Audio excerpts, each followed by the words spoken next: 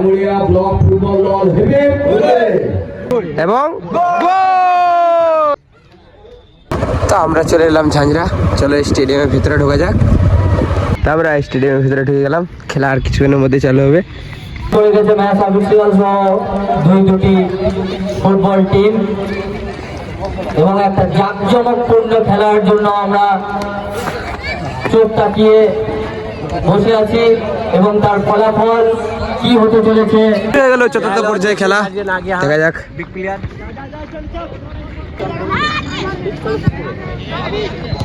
কাবাডি প্রতিযোগিতায় যারা রানার্সের আরে বাপ রে, ভালো মকা ছিল এখানে। তো ভালো জায়গা থেকে ফ্রি কিক পেয়েছে, ফ্রি কিক মারছে এবং গোল।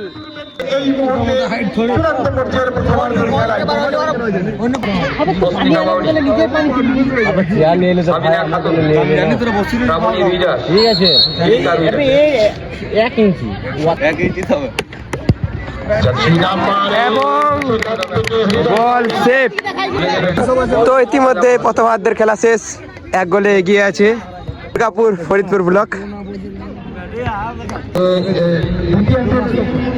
তো শুরু হয়ে গেল দ্বিতীয় হাফ, দেখা যাক আরো গোল কি আমরা দেখতে পাই না। গোল পরিশোধ করে দেয়, মকা কিন্তু ছিল কিন্তু পারেনি।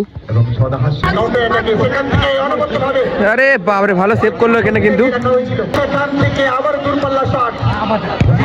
আরে বাপরে, এখনো সেভ দিতে পারে বল। এখানে ফ্রি কিক মারছে সোহেল, দেখা যাক মাইনাস করেছে এখনো মক্কা। আরে বাপরে, কোথায় মারলো। আরে বাপ, ইতিমধ্যে খেলা শেষ।